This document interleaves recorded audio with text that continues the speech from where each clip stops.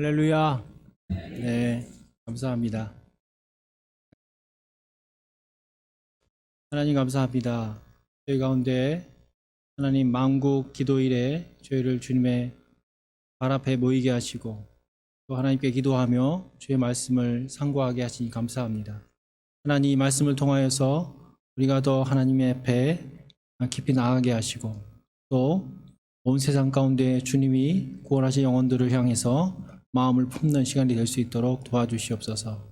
감사하며 예수님 이름으로 기도합니다. 아멘. 오늘 말씀의 제목은 광야에서 외치다, 이런 제목으로 함께 은혜를 얻기 원합니다. 코로나 시작할 때 2019년도에 기억이 새롭습니다. 저는 코로나를 생각하면서 여러분은 어떤 생각인지 모르겠는데 마치 여리고성에 죄송합니다. 마치 그 모세가 10가지 재앙을 이렇게 하나님 앞에 기도하면서 그 마지막 재앙이 오는 것 같은 그런 생각이 들었어요. 왜냐면 각 집마다 이 어르신들이 돌아가시는 거예요. 나이 많은 사람들이. 그러면서 근데 그것이 어느 사람에게 오는지 모르기 때문에 다들 두려워했던 것이죠. 하나님께서는 그런 모습을 통해서 물론 우리가 자연을 향해서 잘못된 모습, 자연을 향해서 훼손하거나 또 너무 난개발이나 그런 걸 통해서 우리에게 경고를 하시는 것도 있지만 그런 모습을 보면서 우리가 어떤 시대를 살고 있는가 하는 그러한 하나님의 우리에게 보여주시는 것이 아닌가 하는 생각이 들었습니다. 여러분, 코로나뿐만 아니라 지금 세계에는 여러 가지 마지막 때 징조들이 많이 나타나고 있습니다. 제가 8월 14일 날 이렇게 뉴스를 보니까 그냥 한날에 있는 뉴스입니다. 그날 뉴스에 산불이 엄청 많이 났는데 유럽과 시베리아, 유럽에 산불이 엄청나고, 여러분 시베리아는 굉장히 추운 도시인데 시베리아가 1.5도가 상승을 해가지고 또 겨울이 없어지는, 시베리아에서 해수욕을 할 수 있는 그러한 기온도 보고 있었습니다. 2050년에는 1.5도가 우리가 평균 기온이 상승할 건데 그로 인해서 또 이러한 기후의 재앙들이 더 심해지겠다고 말하고 있습니다. 또한 코로나, 여러분 우리가 겪고 있는 코로나는 아시아와 태국, 지금도 아시아에 있는 태국, 인도네시아, 베트남, 미얀마도 엄청 심하고 또 미국도 마찬가지고, 매년 일어나는 이러한 산불과 또 코로나, 이러한 일들이 우리 안에, 우리가 사는 세상에 일상이 되어가고 있습니다. 그뿐만 아니라 우리나라 대한민국은 세계에서 로봇을 사용하는 비율이 가장 높은 나라라고 합니다. 여러분, 로봇가 굉장히 많아지면 일을 많이 하겠죠. 그러나 안 좋은 소식도 있습니다. 로봇가 많아지면 어떻게 될까요? 사람이 일을 덜 하게 되죠. 일자리가 없어져요. 우리 청년들 걱정이 많아지죠. 산업이 발달하고 과학이 발달할수록 사람의 설 위치가 없어지는 것입니다. 즉 이러한 직업이 없어지고 구인난이 있는 것도 마지막 때의 모습이라고 볼 수가 있습니다. 우리는 예수님의 비유에서 그 마지막 모습이 이런 모습도 있죠. 천국은 마치 품꾼을 얻어 포도원에 들여보내려고 이른 아침에 나간 집주인과 같으니. 누가 한 말씀입니까? 예수님이 한 말씀이에요. 예수님이 비유하기를 이른 아침에 나가서 일꾼을 구하러 나가신다는 거예요. 그런데 밖에 나가니까 일꾼들이 있습니까? 없습니까? 있어요? 없어요? 성경에 뭐라고 되어 있어요? 일꾼이 있어요? 없어요? 많지요. 오전에도 데려오고 점심때도 데려오고 오후에도 데려오고 저녁에도 어떻게 해요? 데려와요, 안 데려와요? 데려오죠. 5시, 6시인데도 저녁 먹을 시간인데도 예수님이 일꾼을 데려오시는 거예요. 무슨 말입니까? 그 저녁에도 일꾼들이 기다리고 있는 거죠. 종말의 어떤 모습일까요? 네, 대량 실업이 일어나지 않을까? 그렇게 말하는 사람들도 있습니다. 이것은 우리가 살아가는 시대가 종말임을 깨달으란 말인 것이죠. 이 세상이 종말이라는 것은 예수님뿐만 아니라 사도행전을 통해서도 성령의 모든 사람에게 임할 때에 그것이 바로 요엘서의 말씀이 실현된 것이라고 그렇게 우리에게 가르치고 있습니다. 예수님 온 이래로 이제 종말이 시작되었습니다. 그렇다면 그 종말 때에 필요한 사람은 누구겠습니까? 여러분, 앞으로 종말이 우리에게 늘 일상에 닥쳐오고 개인적인 종말도 닥쳐올 때, 그 종말이 닥쳐올 때에 필요한 사람은 누구라고 생각하십니까?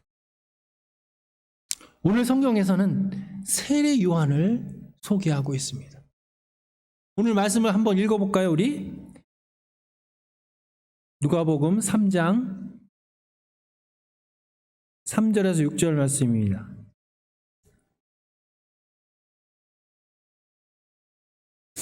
누가복음 3장 3절에서 6절을 우리가 다시 한번 교독해 보겠습니다. 제가 먼저 3절을 읽도록 하겠습니다. 요한이 요단강 부근 각처에 와서 죄사함을 얻게 하는 회개의 세례를 전파하니 선지자 이사야의 책에 쓴 바 광야에서 외치는 자의 소리가 있어 이르되 너희는 주의 길을 준비하라 그의 오실 길을 곧게 하라. 모든 골짜기가 메워지고 모든 산과 작은 산이 낮아지고 굽은 것이 곧아지고 험한 길이 평탄하여질 것이요 모든 육체가 하나님의 구원하심을 보리라 함과 같으니라. 아멘. 네. 하나님은 예수님이 시작하는 그 종말의 때에, 그 종말이 시작하기 전에 세례 요한을 준비하셨습니다. 즉, 우리가 만약에 우리 삶이 종말이라고 인정하신다면 우리는 세례 요한과 같은 사람을 기억해야 합니다. 또한 우리도 그 세례 요한과 같이 종말을 어떻게 준비할 것인가, 세례 요한을 통해서 종말을 준비하고 또 종말을 살아가는 저와 여러분이 되기를 간절히 주의 이름으로 축원합니다. 먼저 우리는 종말을 준비하는 성도는 광야에서 말씀을 외치는 사람입니다. 우리가 3절에서 6절까지 읽었는데 오늘은 3절을 좀 전반적으로 본문으로 해서 함께 말씀을 나누겠습니다. 광야는 이사야의 말씀과 같이 세례 요한은 광야로 나갔습니다. 광야로. 그런데 그 당시를 세례 요한은 광야로 나갔는데 광야로 나갈 때에 성경은 그 당시의 상황을 설명합니다. 어떻게 설명합니까? 광야에 무엇이 있다 설명하지 않죠. 광야를 나가는데 성경의 설명은 그때의 황제가 누구라고 합니까? 황제는 디베rio. 또 총독은 누구죠? 총독은 본디오 빌라도. 분봉왕 1번 헤롯은 갈릴리. 빌립은 이두레와 드라고닛. 3번 루사니아는 아빌레네. 그리고 대제사장 1번 안나스, 2번 가야바. 여러분, 세례 요한은 광야로 나가고 있는데 성경은 그 배경을 도시를 얘기하고 있어요. 권력을 얘기하고 있습니다. 부유한 것을 보여주고 있어요. 어떤 때에 광야로 나가야 합니까? 바로 황제 디베료가 황제로 있을 때에, 본디오 빌라도가 총독으로 해서 다스리고 있을 때, 분봉왕이 각 지역을 다스리고 있을 때, 모든 사람들은 황제를 바라보고 분봉왕을 바라보면서 나도 저와 같은 권력을 얻겠다고 생각하는 그때에 세례 요한은 광야로 나갔던 것입니다. 여러분, 왜 예수님이 오기 전에 세례 요한을 소개할까요? 왜 예수님이 오기 전에 세례 요한을 소개할까요? 세례 요한은 굉장히 유명한 사람입니다. 좋은 가문의 사람이고 많은 영향력을 베풀 수 있는 사람이었습니다.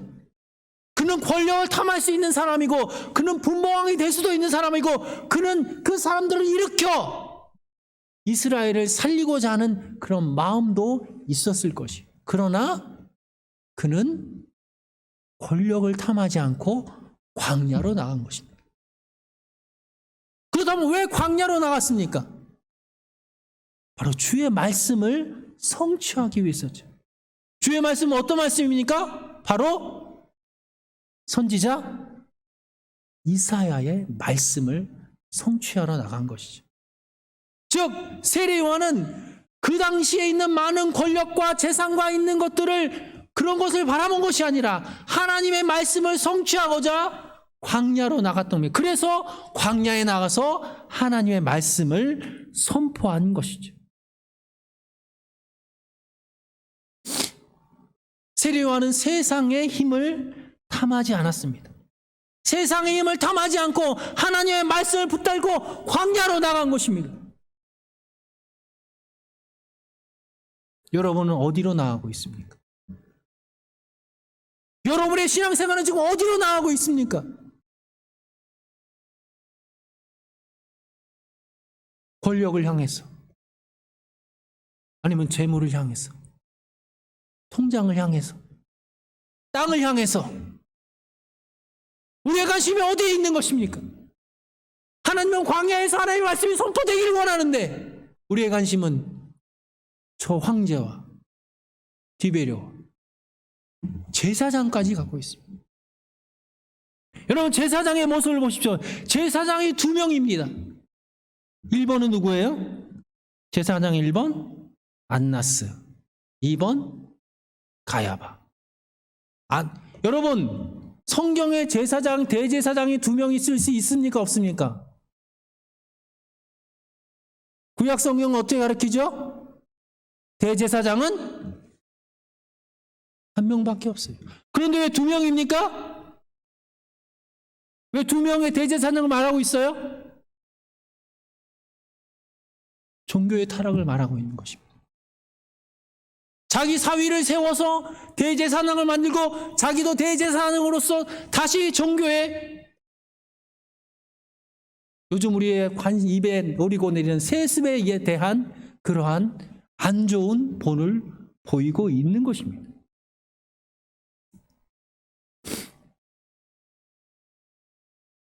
그러한 세상을 바라보지 않고 그러한 세상에서 나와서 우리는 빈들을 향해 나가야 할 것입니다.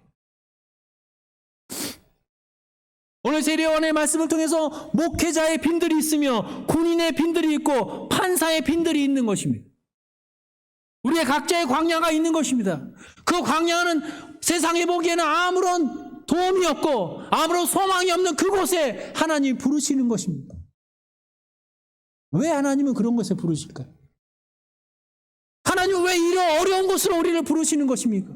하나님 왜 어려운 그 캄보디아로 부르시는 것입니까? 하나님은 여러분을 만나고자 하는 것입니다. 하나님은 저를 만나고자 그곳에 저를 부르시는 것입니다. 우리가 그곳에 응답해 나가지 않는다면 우리는 광야의 목소리를 들을 수 없을 것입니다. 우리는 어디를 향하고 있습니까? 바라기는, 여러분, 저 휘황찬란한 불빛을 향해서 권력과 제사를 향해 나가는 것이 아니라 조용하고 아무 소리가 없는, 그러나 하나님이 계신 여러분의 광야로 나가기를 주의 이름으로 축복합니다. 두 번째, 성도는, 말세의 성도는 회개의 열매를 외치는 사람입니다. 세례요한은 세례를 받으러 나오는 무리한테 얘기를 합니다. 이 독사의 자식들아, 누가 너희를 일러 장차 올 진노를 피하라 하더냐? 말하고 있습니다.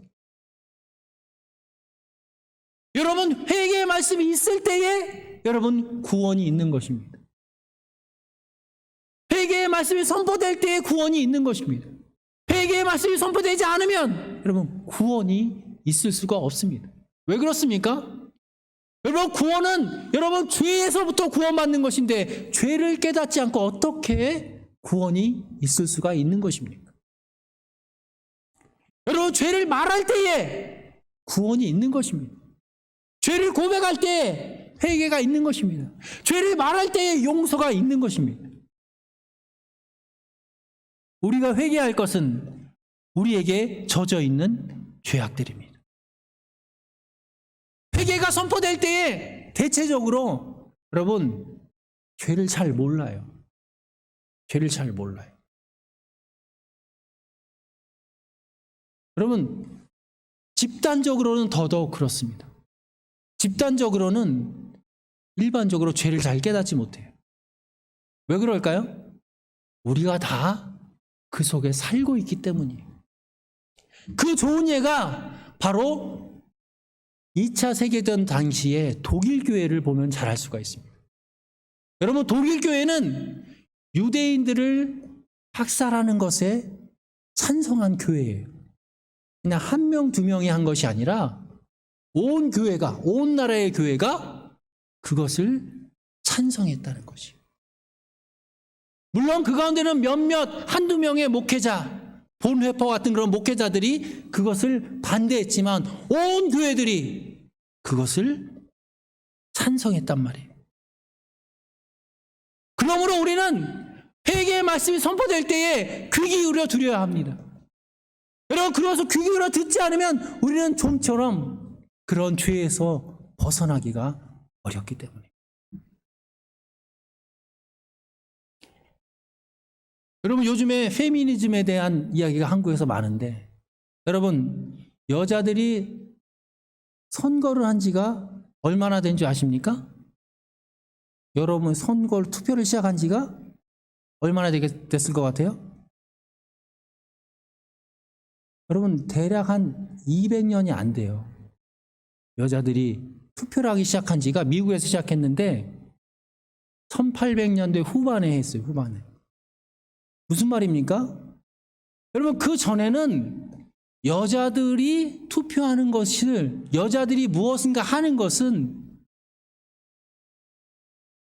범죄라고 허락하지 않았어요. 여러분, 노예제도는 어떻습니까? 노예제도도 없어진 지가 얼마 안 됩니다. 노예제도. 여러분, 우리나라에 노예제도 있습니까? 없습니까? 없죠.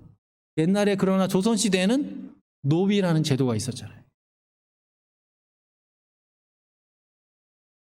또한 아동착취, 아동 노동착취. 여러분, 올리버 트위스트라는 글을 아시죠? 예. 영국의 산업혁명 때 어떻습니까? 애들을 데려다가 일을 시키고 죽어도 책임지지 않는 그런 것들. 여러분, 이런 모든 죄악들이 우리 삶 안에 여러분 많이 있습니다. 지금도 많이 있습니다. 우리가 모르는 죄악들. 그러나 이런 모든 것에 대해서 세례요한은 말이야, 이미 도끼가 뿔에 놓였으니 좋은 열매를 맺지 아니하는 나무는 찍혀서 불에 던질 것이다. 이렇게 얘기하고 있습니다. 근데 신기한 것은 세례요한이 그렇게 심한 말을 하고 함에도 불구하고 사람들은 어떻게 합니까? 사람들이 다 떠나갔어요? 어떻게 합니까? 사람들이 와서 그런 말을 들으면 들을수록 어떻게 해요? 머리를 더 뒤밀죠. 머리를 뒤밀고 세례 좀 내려주세요. 그렇게 말하는 것입니다. 여러분, 광야에 나가서 하나님의 말씀을 선포하는 자에게는 그러한 능력이 있는 것이에요.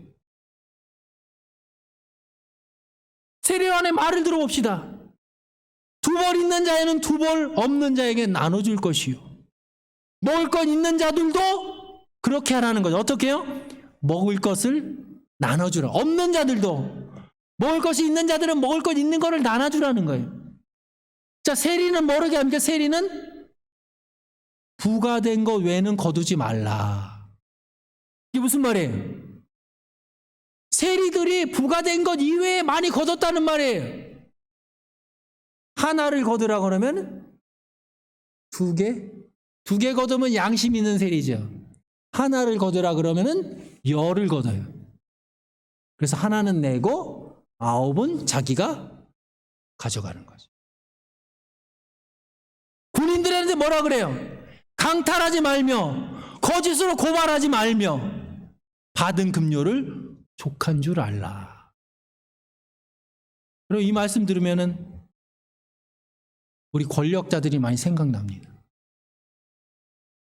가진 돈을 만족하지 않고 자기 권력을 사용해서 치부하려고 하는 그런 모습이 얼마나 많이 있습니다. 이런 모습을 보면서 우리는 광야로 간 사람의 생활이 어떤지를 우리는 잘 알 수가 있어요. 유추해 볼 수가 있어요. 그것은 무엇입니까? 세례요한은 삶의 구체적인 문제들에 대해서 지적하고 있다는 거예요. 삶의 구체적인 문제, 먹는 것, 2벌 옷 입는 것에 대해서도. 그래서 무엇이냐면은 세례요한 자체가 하나님 앞에서 자기의 회개가 구체적으로 됐다는 것입니다. 자기의 먹는 것, 자기의 입는 것, 자기의 권력, 자기의 세금. 세례요한은 그런 눈이 있었던 것이. 하나님께 회개하며 광야로 나갔을 때 하나님의 주어지시는 것이 무엇입니까? 그것은 각 사람들을 향하여서 하나님의 시각으로 그 사람들의 죄악을 지적할 수 있는 것입니다. 어떻게 해요? 내가 먼저 회개할 때. 어떻게 이렇게 지적할 수 있는 능력이 나오는 것입니까? 그것은 먼저 자기가 회개할 때, 자기가 구체적으로 그 삶에 대해서 회개할 때, 그때에 교회가 능력을 발휘하는 것입니다. 여러분, 요새 교회가 능력이 없는 것은 돈이 없어서 그렇습니까? 능력이 없는 것은 다른 것이 없어서 그런 겁니까? 저는 담대히 말하기는 교회가 회개가 없기 때문에 능력이 없는 것입니다. 본인 스스로 회개할 것을 찾지 못하니까 다른 세상을 향해서 회개를 외치지 못하는 것입니다. 저는 어렸을 때 교회의 모습을 잘 기억합니다. 어렸을 때 교회에 여러 회개가 넘쳐났습니다. 금요일 저녁마다 수요일 저녁마다 각 자리에 앉아서 불이 꺼진 가운데도 주님 앞에 회개하는 목소리가 넘쳐났습니다. 그런 교회들은 어떻게 했습니까? 세상을 향해서 회개를 외쳤던 것입니다. 오늘날 우리가 회개를 외치지 못하는 이유가 무엇입니까? 먼저 우리가 우리 삶을 회개하지 못하기 때문입니다.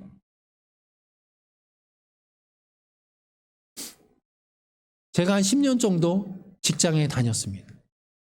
건설회사 다녔는데 사회초년생 때 여러분 출장 가시잖아요. 출장 가면 어떻게 됩니까? 출장비 받아요. 출장비는 왜 주죠? 출장 다녀오라고. 차 타고 밥 먹고 출장 다녀오라고. 혹은 여관 가서 잠잘 때는 잠자고. 출장 다녀오면 어떻게 됩니까? 전 출장비가 좀 남았어요. 제가 한 3년쯤 된가? 출장비가 남았어요. 어떻게 합니까? 출장비 나오면 어떻게 해야 돼요? 아니? 출장비가 남아서 관리과장한테 가서 영수증하고 출장비 남았는데요. 이게 저는 그렇게 생각했어요. 출장비 남았는데요. 관리과장이 얘기하는 거예요. 야, 내가 회사 들어와서 출장비 반납하는 사람 네가 처음이다.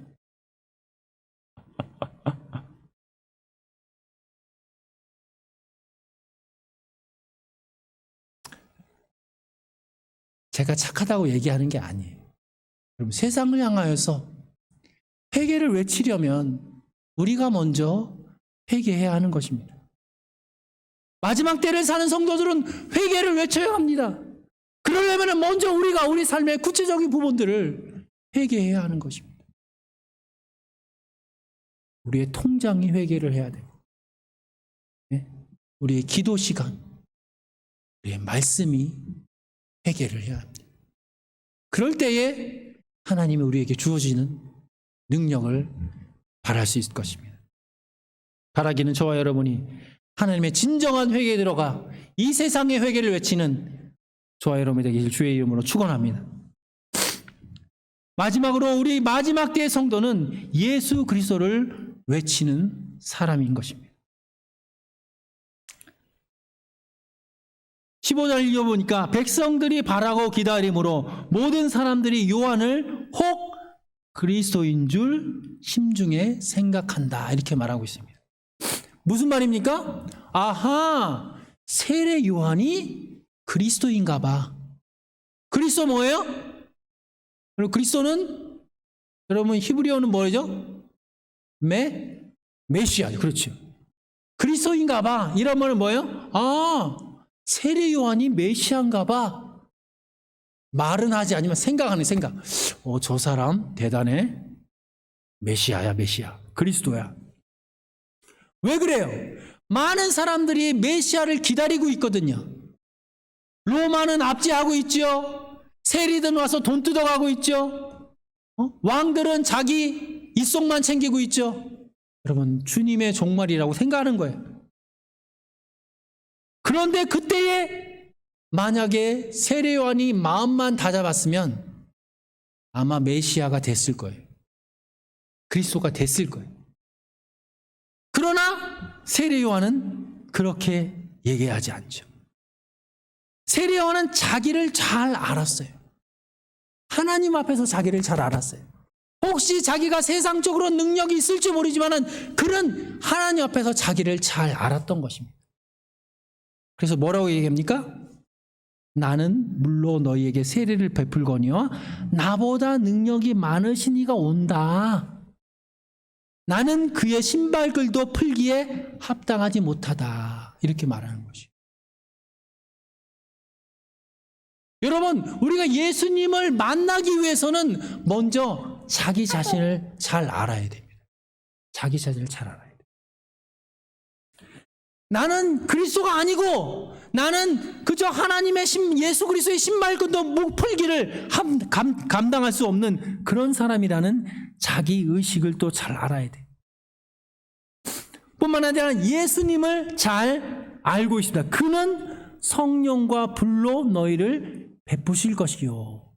세례를 베풀 것이요. 무슨 말입니까? 나는 지금 물로 세례를 베풀지만 그리스도가 오시면은 너희를 성령과 불로 세례를 주셔서 너희를 구원의 생명 있는 구원으로 너희를 이끌 것이야 라고 알고 있는 것입니다. 세례요한은 예수 그리스도가 누구신지, 예수님이 오시면 어떤 일이 일어날 것인지 분명히 알았던 것입니다. 또한 손에 키를 들고 자기 타작마당을 정하게 할 것이다. 무슨 현재 상황에 대한 인식을 잘 보여주겠네요. 예수 그리스도께서 오시면은 이제 이 세상에 대해서 예수님께서 뭘 하실 거예요? 퀴즈를 여러분 퀴즈를 해보셨습니까? 퀴즈 어떻게 됩니까? 퀴즈를 하면 어떻게 됩니까? 에? 어떤 놈이 알곡이고 어떤 놈이 꺽죽정인지 다 아는 것이에요. 다 아는 것이. 여러분, 우리가 예수님이 오실 때는 우리는 다 드러날 것이에요. 우리의 부끄러움이 다 드러날 것이에요. 숨길 필요가 없습니다. 지금 회개하고 하나님 앞에 나가는 것이 가장 좋은 것입니다. 뿐만 아니라 미래에 대한 인식이 있죠. 알곡을 모아 곡간으로 들이고 쭉정이는 꺼지지 않는 불에 태울 것이다. 종말의 심판에 대한 이야기를 하고 있습니다. 여러분, 백성들은 그리스도를 기다리지만은 알지 못해요. 기다리지만 알지 못해요. 그래서 믿지도 못하고 결과는 어떻습니까? 세상을 따라서, 세상의 죄악을 따라서 살아요. 그리스도를 기다림에도 불구하고 그리스도를 알지 못하고 믿지 못하기 때문에 그 마음에 소망이 있지만은 어떻습니까? 세상을 따라 산다는 것이. 세상을 따라. 왜 우리가 그리스도 안에 있으면서도 여러분 세상을 따라 살게 됩니까? 그것은 우리 안에 확실한 예수 그리스도에 대한 지식이 없기 때문입니다. 그러나 세례요한은 어떻습니까? 세례요한은 자신을 알고 그로 인해서 예수 그리스도를 받고 믿고 또한 그 삶으로 예수님을 따라가는 것입니다. 그렇게 어떻게 드러났습니까? 그는 광야로 나갔습니다. 세상을 따라 나가지 않고 광야를 따라가서 광야에서 하나님 말씀을 청종했던 것입니다. 결국 예수님을 증거하다가 광야에 나가서 예수님을 증거할 뿐만 아니라 그는 예수님을 증거하다가 헤롯에게 죽임을 당하고 마는 것입니다. 비록 세례요한은 죽임을 받았지만 예수님의 평가를 받게 됩니다. 뭐라고 합니까? 저는 실로 선지자였다고 말합니다. 마지막 선지자로 예수님의 평가를 받게 되는 것입니다. 여러분은 어떤 평가를 받고 싶습니까? 여러분의 마지막에 어떤 평가를 받고 싶습니까? 저는 최근에 교계의 어느 장례식에 대한 뉴스 제목을 주목하게 됩니다. 거기 이렇게 되어 있어요. 천막교회에서 세계 최대 교회로 라는 제목의 기사가 넘쳐났어요. 하루 이틀 동안. 누구니 잘 아실 거예요. 그 교회가 관계된 대학교가 뭐고 신문사가 뭐고 수많은 부동산들이 어떻고 그 교회의 부유함을 여러분 칭송하는 그런 기사였습니다. 그러나 그 기사 어느 곳에서도 죄송하지만 거기에 세례 요한과 같다는 그러한 말은 들어보지 못했습니다.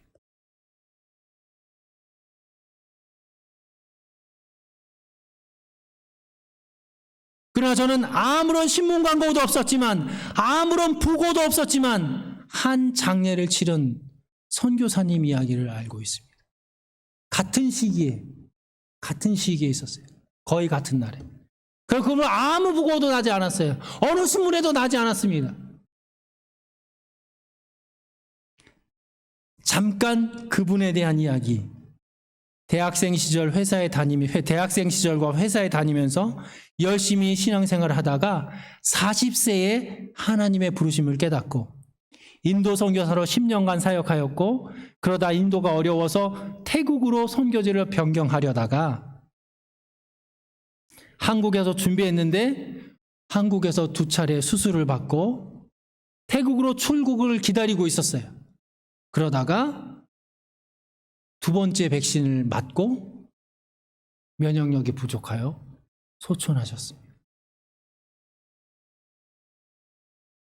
저는 오늘 인도와 태국에 사역하던 김 선교사님을 기억하고 싶습니다.